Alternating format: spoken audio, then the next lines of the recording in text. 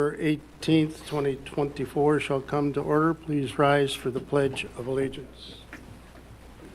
I pledge allegiance to the flag of the United States of America and to the republic for which it stands, one nation, under God, indivisible, with liberty and justice for all. Thank you. Motion to approve the agenda, please. So moved. Second. Moved by Dana, seconded by Mark, that we approve the agenda. Is there any discussion? All in favor signify by saying aye. Aye. Opposed, same. Motion carries. Now to approval of consent agenda, including the following. A, approval of City Council meeting minutes of November 4th, 2024, which you have a copy. B, approval of pay estimate number 12 for the City Hall Administrative Side Security and Accessibility Remodeling Project to Henkel Construction in the amount of $13,302.61. C, approval of pay estimate number 7 for the Ludwig Wanberg Municipal Bandshell Improvement Project at Dean Snyder Construction in the amount of $93,518.95. The approval of pay estimate number 3 and number 4, the final for the 2024 I-35 South 24th Street Water Tower Painting Project to O&A Classic Coatings and Paintings in the amount of $34,695 and $29,550 respectively. E, Resolution 2475, a resolution accepting the work for the 2024 I-35 South 24th Street Water Tower Painting Project. And F, approval of bills and claims, of which you have a copy, following licenses and permits: solid waste haulers license, Chiswick Waste Disposal, sign erectors license, Reagan Outdoor of Rochester, an excavator license for Country Landscapes. Motion, please. So moved. Second. Moved by Bennett, seconded by Mark, that we approve the consent agenda. Is there any discussion? And we'll do a roll call because of Resolution 2475. Mark? Yes. Creighton? Yes. Bennett? Yes. And Dana? Yes. Motion carries 4-0. And Resolution 2475 is now duly adopted. Now is the time and place for any citizen in the audience who wishes to address the council on any issue or concern that is not on the agenda. Please approach the podium, state your name first and last, and give your address so the clerk can properly enter it in the minutes. This is not a discussion time nor a question and answer time, but it is an opportunity for you to present your issue to the council. None appearing, we'll move on to unfinished business. Number 5A, renewal of natural gas and electric utility franchise agreements with Alliant Energy. And we have two motions here to approve two separate ordinances, and this is on the third and final reading. Entertain a motion to approve ordinance number 885, an ordinance repealing ordinance number 787, and granting to Interstate Power and Light Company its successors and assigns a non-exclusive 15-year franchise to acquire, construct, erect, maintain, and operate an electric system in the city of Clear Lake, Iowa, and to furnish and sell electric energy to the city and its inhabitants, and requiring said company to pay a franchise fee to the city by the City Council this evening on the third and final reading. Motion, please. So moved. Second. Moved by Mark, seconded by Dana, that we approve ordinance number 885 on the third and final reading. Is there any discussion? We'll call Creighton. Yes. Bennett. Yes. Dana. Yes. And Mark. Yes. Motion carries 4-0. Ordinance number 885 is duly adopted. Now I'll entertain a motion to approve ordinance number 886, an ordinance repealing ordinance number 795 and granting to Interstate Power and Light Company its successors, and assigns a non-exclusive 15-year franchise to acquire, construct, erect, maintain, and operate plant and systems for the distribution of natural gas in the city of Clear Lake, Iowa, to sell, distribute, and supply natural gas to said city and its inhabitants, and requiring said company to pay a franchise fee to the city of Clear Lake by our city council tonight on the third and final reading. Motion, please. So moved. Moved by Mark, seconded by Dana, that we approve ordinance number 886 on the third and final reading. Is there any discussion? Roll call. Bennett? Yes. Dana? Yes. Mark? Yes. And Creighton. Yes. Motion carries 4-0. Ordinance number 886 is duly adopted. To 6, new business. 6A, annual city financial report for fiscal year 2024. Review by Jacob Widman, Clear Lake Director of Finance and Administrative Services. Welcome, Jacob. Thank you, Mayor and Council. Tonight I'll be throwing a bunch of numbers at you, just going over our annual financial report to the state that we have to do each year by December 1st. So just kind of, this will be in your white sheets in your packet there. And I'll walk through the memo a little bit, and then we'll go through the report real quick too. So as far as revenues go for fiscal year 24, we brought in for all funds excluding transfers $22,157,289. That is an increase from previous years, and some of that increase had to do with the surf district project we have going on out there. For governmental fund revenues, so this is included in that 22, they made up 19.9 million roughly, and proprietary fund revenues was the other portion, which was 2.3 million. On the expenditure side, we had total expenditures that came in under budget at $20,575,959. And for budgeted on that, we had budgeted roughly 23.4 million. So we were a fair amount under budget on that. Some of that had to do with timing on the surf district project as well.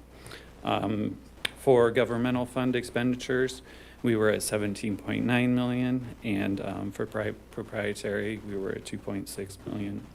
Overall, the report shows that our debt, we had just over $4 million in debt, which was roughly 6% of the city's available debt limit, which I know Scott's brought it up multiple times, is a very, very low debt ratio for the city.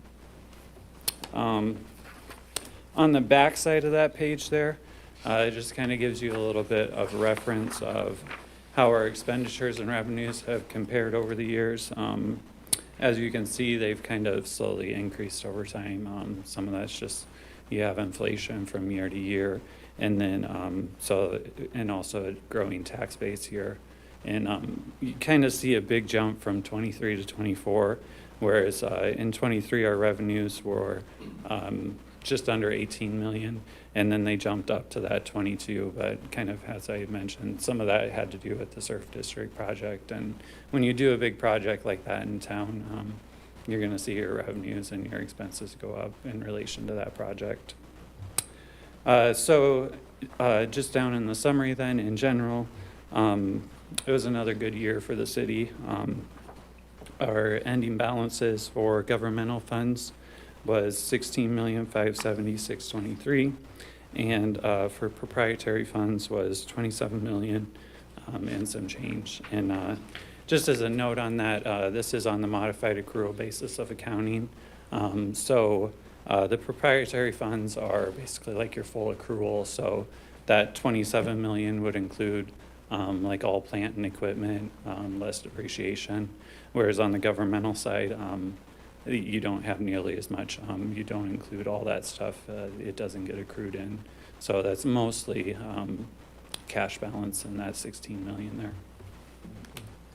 So then actually getting into the report a little bit, we'll just do high level stuff on it. So on page 1, towards the bottom there, I just wanted to note, kind of based on the page before there, our total fund balance. So I'm looking at the third column over that says total actual. The ending fund balance as of June 30th of 2024 was $43,748,645. So that's the combination of the governmental funds and the proprietary funds. Kind of in that next section down below there, it goes into the debt, showing that $4,148,500 of outstanding, and then our debt limit of 68 million basically. As you get into the report then, it shows the details of the revenues. And I won't belabor those too much. Just property taxes was roughly 6.7. That's in the general fund. We had 2.6 of TIF revenues. Other taxes, which would mostly be hotel motel and local option sales tax, was just under 2.5 million, and so on and so forth. We did have a good chunk of money for federal reimbursements and grants. There was $1 million there for the Main Avenue project that got recorded in fiscal year 24. So I'll skip ahead to page 5. Just kind of provides a summary of all those revenues, and it gives you per column there. It has the general, which is basically our general fund, the various special revenue funds, TIF special revenue, debt service, capital projects, and permanent. So in the general fund for revenues, excluding other financing, which would be any debt financing or transfers, we had 11 million, special revenues 2.3 million. TIF was 2.7 roughly, and we'll get into the TIF number a little bit more when we go over the TIF report later. Debt service was 450,000, just under that. Capital projects 1.6. Permanent funds 1,607 for a total way over on your right there of 20,466,865. So a lot of numbers there to throw at you on the revenue side. And then on the expense side, I'll just go over some of the totals. So I'm on page 6 of the report there. For public safety, we had roughly 4.4 million. Public works, 2.2 million. Health and social services, which is mostly our mosquito spraying. That was 8,000, just over $8,000 for that. Culture and recreation, which is our parks and rec, as well as the wellness center. That was 4.3 million in expenditures. Community economic development, 2.3 million. General government, 2.1 million. And then debt service was 843,000. Capital projects 1.5. Getting down to that 17,904,229, which is at the bottom of page 7 there. Yeah. So the only other one that I wanted to go over quick was on page 10 of the report. Just kind of gives a couple brief summaries. So for wages and salaries for the year, we were just under 5 million. That doesn't include benefits or anything, but it does show that a good chunk of the budget does go towards wages and salaries. And then it also does give a debt recap on that page as well, towards the middle there. So our debt as of June 30th of 23 was 3.3 million. We issued 1.6 million in debt during the year. We retired 771, leaving us with that basically 4.2 million in debt balance. So that's the report. It's a ton of numbers. I know I went through it pretty quickly, but is there any questions on any of that?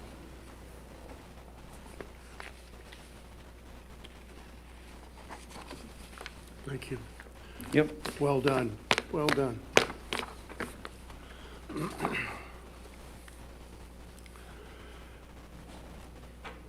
Therefore, entertain a motion to approve Resolution 2476, a resolution approving the fiscal year 2024 city financial report. Motion, please. So moved. Second. Moved by Dana, seconded by Bennett, that we approve Resolution 2476. Is there any discussion? Roll call. Dana? Yes. Mark? Yes. Creighton? Yes. And Bennett. Yes. Motion carries 4-0. Resolution 2476 is duly adopted. Destination Iowa Surf District Music Enrichment Center Improvement Project, review of pay estimate number 7 by Matt Stedding, our city engineer. Welcome, Matt. Thank you, Mr. Mayor, Council. We'll get into some actual fun stuff here now, guys. Pay apps and more numbers. So, pay app number 7, let's get going here. So, original contract amount to Dean Snyder Construction in the amount of $5,004,416.70. We had some improved changes of $54,307.51, bringing us to that revised contract amount of $5,058,724.21. Contract completed and stored to date, we have $2,815,469.71. Take out our standard 5% retainage of $140,773.62. Brings us to our total completed less retainage to $2,674,696.09. And we'll go ahead and take out our previously requested payments of $2,081,788.64. Brings us to that current request for payment due you see there of $592,907.45, which brings that remaining contract to bill $2,384,028.12.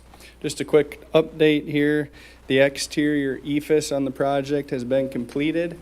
All that's left is the top hand railing to go around the perimeter on the upstairs portion of the roof deck. The main floor has been completely sheetrocked to date, and they're actually starting painting and priming to begin here.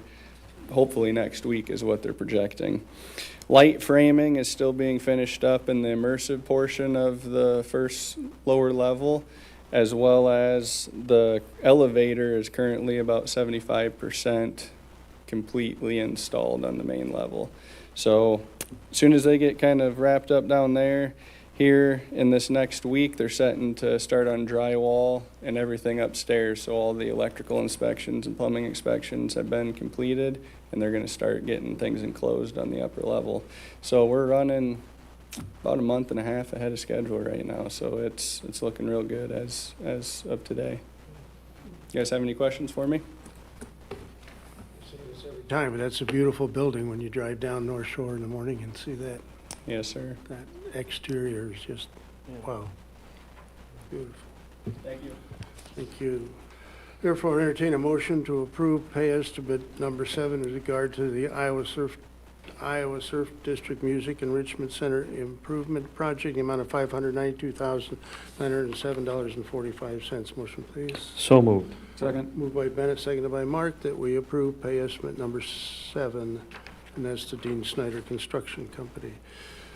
All in favor signify by saying aye. Aye. Opposed, same. Motion carries. C, Annual Urban Renewal Tax Increment Financing Report, Fiscal Year 24, review, encore by Jacob Widman, Director of Finance and Administrative Services. Jacob. Well, again, one more report with some numbers here to throw at you. So this is on the yellow sheets in your packet. So this report is also due December 1st of each year.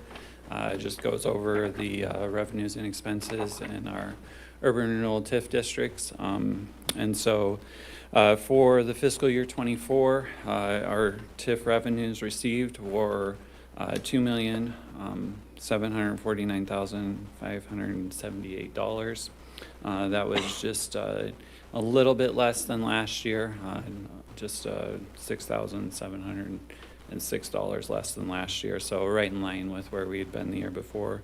Rebate expenditures were $700,019,780. Too many numbers tonight. Which was up a little bit more from last year, which was mostly from adding the Marriott on to those rebates for fiscal year 24. Other expenditures were $965,000, and the ending cash balance for the report is showing as just over $2 million. Overall, at the end of the year, our obligations within the area are showing at just under $8 million. We'll get into just a little bit of the report then on the first page of the report. So if you look at towards the top there, that $8 million that I just mentioned, just under, that's our total outstanding debt as of the end of June. We had a cash balance at the beginning of the fiscal year of $943,000. Revenues brought in during the year, as I mentioned, were $2.7 million. Of that 2.7, 91,000 was interest that we earned off of the funds that we had sitting in that fund.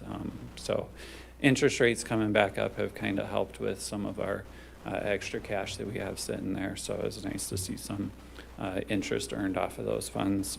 And then those two expenditures that I mentioned, the total up to almost 1.7 million, leaving us with that cash balance of $2,008,196. And then if you take our total outstanding debt, subtract out that cash balance, that leaves remaining obligations of $4.2 million. So still have some outstanding. Those outstanding does include, if you remember our rebates, we do apportion those annually, but this total outstanding does have the whole rebate agreement amount in it, not just the annual appropriated amount. So, any questions on any of that? Council? Thank you. Yep. Jacob.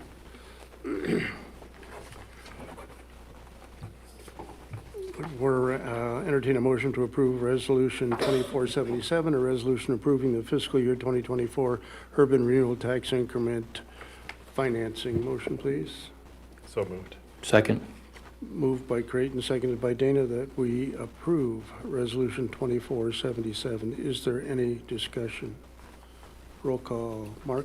Yes. Creighton? Yes. Bennett? Yes. And Dana? Yes. Motion carries 4-0. Resolution 2477 is duly adopted. Chief, welcome. Just have two quick things to report to you. First and foremost, if you have been around the outside of the PD or in the back hallway here, you'll see we upgraded our security access points into the PD portion, kind of in conjunction with the city hall upgrades here too. So we'll have a access point at our back door here for somebody coming to the PD. You can hit a little button, we'll see who you are and let you into the back side of the PD there to the roll call, so we're not just walking in on an interview or something in progress there where employees are using that conference room. We'll also have an additional access point on the north side of the building there for the side door. We end up having a lot of people come through, and it'll integrate all of that system into our Genetec system, which does all the access control for the whole building here. Camera surveillance systems at the seawall, the band shell, and also public works there too. So we're kind of consolidating some of that stuff there. All the hardware is installed and the software licensing will be done hopefully this week. We should be up and running too. So you'll see those little call boxes coming up there. And then the last thing I have for you is we have our last department-wide training and meeting coming up this Wednesday in the chambers here, and we'll be covering our CPR first aid response, then a 1-hour housekeeping meeting for the department employees there. So we've got on a program having all the employees at the PD CPR certified and first aid certified on the same date, so we can just go through into the entire department all at once. And so we're up for renewal on the first of the year, and so we were going to get that done here November, and then we'll all be up to snuff for another couple of years too. So it's just one of our training focus we've done in the last couple of years. The PD is getting everybody on the same page and keeping training as a priority for us. But that's all I have to report for you this week, unless you got any questions on anything. Council, any questions? Thank you. Thank you. Appreciate the work. Director of Finance, any more, Jacob? Well done, well done. Public Works, Jeremy. I don't got anything unless you have any questions about what's going on with us. Yard Wayside was, take your turn. Very large yard waste. Yeah. I was clear out by the gate yesterday. No, we gotta spend a couple hours every weekend pushing files out. Yeah. Thanks to Ben Furley for the asphalt road to go there. Any questions for Jeremy? Mr. City Engineer, Matthew. We're being pretty boring tonight. Let's start with, you want me to review Streetscape. what I already talked No, about? streetscape. I'm Should just say. joking, I'm just joking. All right, so streetscape. We are still plugging away down there, trying to get as far as we possibly can before the snow flies. I know no one wants to hear that word, but it's coming whether we like it or not. So we're trying to get the concrete portion buttoned up. Yonko was supposed to start removing some of Wesley Drive today, but the rain has obviously slowed some progress down there for the beginning of the week. So we will do what we can here throughout the rest of the week, and the plan is to get Wesley Drive apron removed and get that poured back. And then right now we're in the design process of reconfiguring the plaza area up by the gateway arch portion. We had some constraints due to specific elevations that we have to tie back into, so we're just relooking at some of that design right now. So that's kind of what we're going through. But besides that, yeah, we're pretty much where we were last time, except just trying to keep moving forward down there. That's all I have on that one. Matt, quick question. Will anything be lit up over the winter? Will enough stuff be done and anything LED lit, or will that be in the spring? Likely spring. So we have street lights on order for the roadway portion, and they were about still 8 to 10 weeks out last time I checked. So we're still looking probably February-ish before we get anything like that installed, if we're able to at that time. But I would say most of the lighting and everything is going to take place in the spring. Thank you. Yep. Any other questions? Councilman? Okay. On to the next topic of interest here. We're looking at some review of dock proposals that we had for the Beach Drive area. So first, I'll just take a peek here. Jesse King along with Peer Genius submitted a dock proposal. He had a very nice introduction stating his qualifications to design and build a public dock at the Beach Drive location. I have no doubt that the experience level is there to handle this type of project before us, which you guys, I'm sure, have read the opening statements that he wrote, so I'll leave that to you. Peer Genius is proposing a floating dock facility, including both PVC composite decking along the walking surface, as well as both vertical and horizontal bumper system. And this specific floating dock, it gives an option for either 4-foot or 6-foot walkway. So that's kind of a preference level if we choose to go with Peer Genius on this. If you turn to the second page there in your packet, this kind of shows their patent pending anti-sway design. It's a tubular frame design, which has been designed to both be lighter and superior to lateral loading, and it requires less floats, which also in turn require less money, obviously, if we're looking at it along those lines, versus conventional docks. You can kind of see the layout that he proposed. He did one that basically he stated as per our city specifications, the performance specification document that we sent out. It's not necessarily configured and oriented to that design per the picture, but I have to believe that, that can be built if this is something that we decide to go with. The perpendicular catwalks, they will just not work in the circumstances that we're dealing with down on Beach Drive. We have 50 foot of right-of-way down there, and the only way to get accessibility in there is to do the mitered 45-degree catwalk sections in that area. So he did submit one that was like that, and then he also submitted a proposed alternative to that, which you can see in your pack out with a lit guitar and everything, as well as a more deck patio type area on the end of it, which is quite a unique design. And I will say, as far as bidding purposes goes, if it follows our performance specification documents, that bid came in at $95,572. And then you'll see this alternate lit guitar patio design came in at $108,265, which obviously if we ever wanted to go this route to kind of approach this alternative, you know, the other two bidders would obviously have a decision to try to match or come up with something equally as unique as this. So I will just put that out there. So that is Pure Genius's bid. Now the second one we got in here is from Tony Kokler with the Duradock. He submitted his bid here, as you will see in front of you.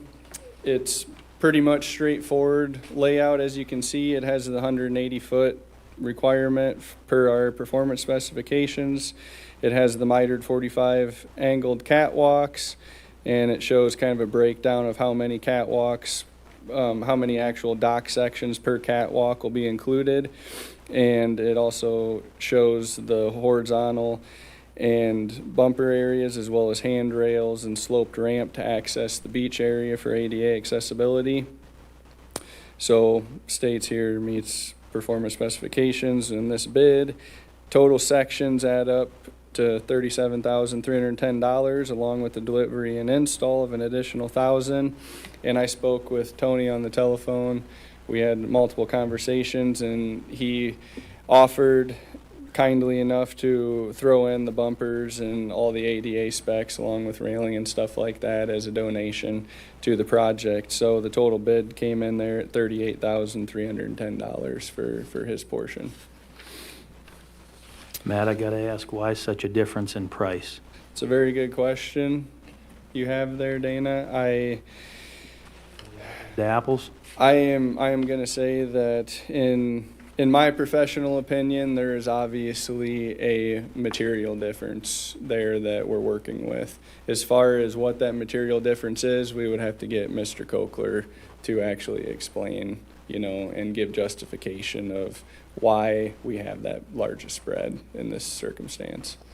I have no doubt that he would be more than willing to do that, and I am interested in that just the same as you are. That's definitely something that we can do, though, if we decide to go that route. Just to clarify, Matt, I'm sorry if I didn't hear this, but the first one is a floating dock, right? Correct, Right. correct. Yep. And This one's a stationary This fixed one's a dock. stationary, okay. Yep. Yep, this one would be much like if you guys are, I mean, you guys are aware of what our dock down at City Beach that Right. holds our, you know, our fire boat and everything like that. That would be the actual dock that, I mean, Tony built that dock down there, so that would be a resemblance of what we're dealing with. Next up on the list here, I got Ryan Reuter with Ryko Customs submitted a bid. He obviously comes very highly recommended for a project like this. He kind of takes innovation and quality to the next level as far as what I can tell. I've been told by many of others the same thing. We can kind of see looking at his sheets here. So this is also another fixed dock. It's made out of aluminum, going to be 6063 marine grade aluminum that the dock is built out of. You can see that it very, very closely, if not identically, matches our performance specifications as we outlined. Has the 45-degree mitered catwalks, total distance of 40 feet maximum to allow for those accessibility for boats to come in and out. We're showing possibility of 14 spots, so you got 12 within the catwalks along with 2 additional that are positioned up a little closer. So you'll see here, as you look at this, these sections are 24 foot in length. They have 2.5-inch galvanized posts that are going to be pounded securely into the lake bed to give this extra structural support. These will all be vertically wrapped with a white bumper system, PVC bumper system that Ryko builds, along with the entire exterior would also be equipped with a bumper system to boats so they're able to safely pull in and out of there without scratching anything up. There's 50 tie-off cleats that are included in this submittal here for all. They give try to optimize our mooring locations as far as boats pulling in and out of here. He also provides, if you look down, there's a 12-foot ramp section for wheelchair access, and that gives us our ADA capabilities. It's got 36 feet of ADA handrail, along with 288 lineal feet of wheelchair edge system, ADA compliant. So that's that aluminum vertical edge rail that kind of runs along the edge of the dock, just to kind of make this dock stand out more so than any other on the lake as far as ADA accessibility goes.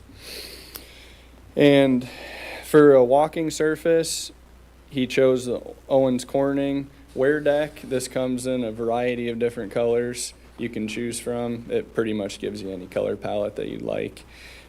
And overall, this bid came in at $91,450. So this one would be kind of, I'm going to say, in the middle between the two, but far above the one, but still in the middle.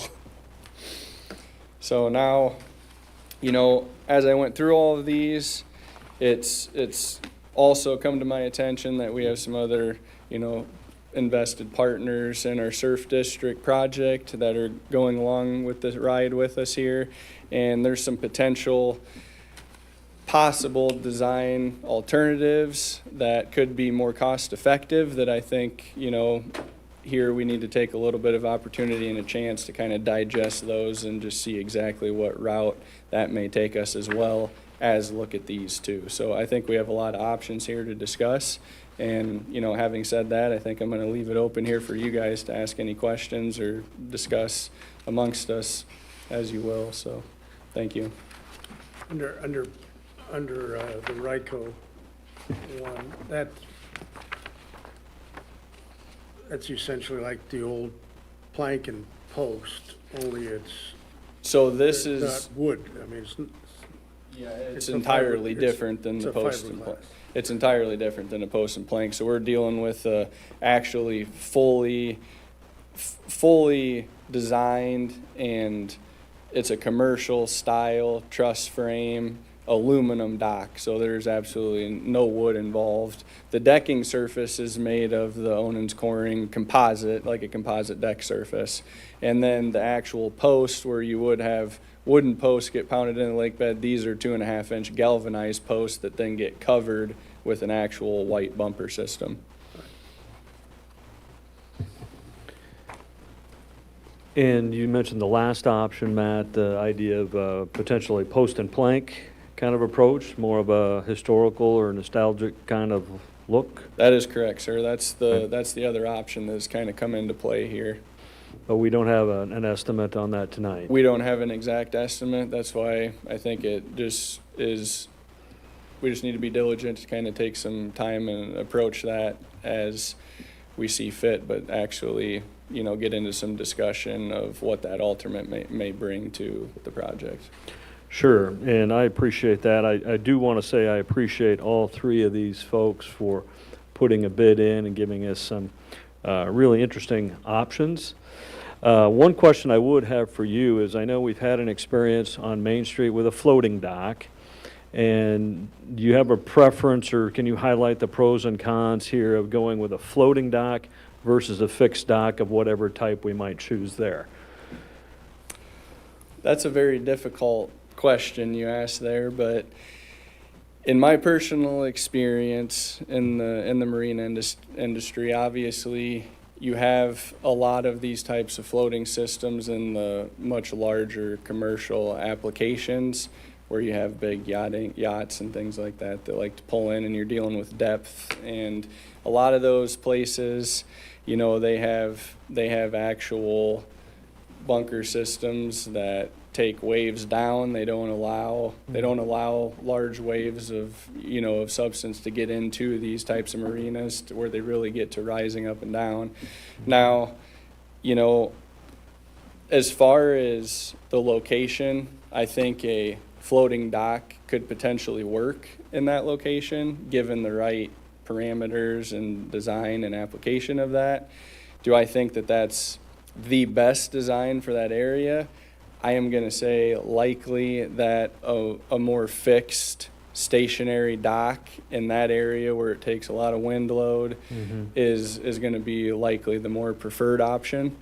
That's what I was wondering, and then I do appreciate your opinion on that.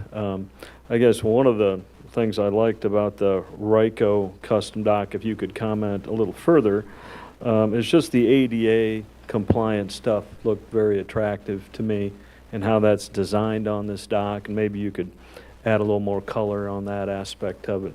Yeah, I think, Mr. Reuter, he definitely took what we were asking and kind of took that to kind of the next level there and applied all of those features that we asked for and then added a few additional ones.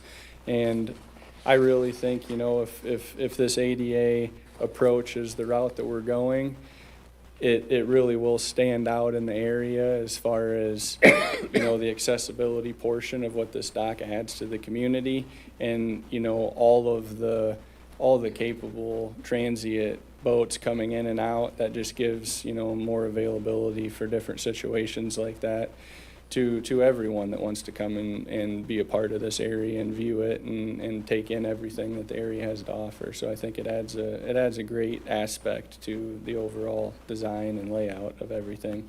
Now, also having said that, this specific dock could also be made 5 foot into a 5 foot width too. So the jigs and fixtures could be modified to actually build this into 5 foot width. Okay, thank you very much. Yep. I think one of the things that we would need to discuss too is install and removal. I see that Ryko's cost to install is $3,800 if we were to hire him or his crew each year to install it. So I'd be curious, and we don't need to have that discussion tonight, but what it would cost to take these in and out. I know this will add to the Parks and Rec department, and some input from them would be good also, I believe. Absolutely. I think we need to include everybody at the table here on this one, and we need to look at all of those costs. We need to take this to an approach to cost analyze this entire setup and what we're getting into for the long term here. So if it would please the council, what I would suggest is maybe a couple members of the council, Matt, myself, Nelson, Jim from Parks, take these proposals and come back for the December 2nd meeting with our thoughts and recommendation. But if 2 members would be willing to do that. I think it's a great idea. Mark, you want to join? Okay. Yeah, Great. and to pile on to that one, You want to join? you're in this business. I'm not in the dock building No, but business, you certainly I'm, put it in and I'm- take it I'm- out. I'm you know, definitely so in the you business. obviously have some preference, or, what is the most efficient, what is the easiest to put in and take out? Well- Labor will be a big thing here. I have a roughly 1,000 foot of dock that I put in and out each year, and there's a reason why I do post and plank, because it's quick, it's easy, it's cost effective.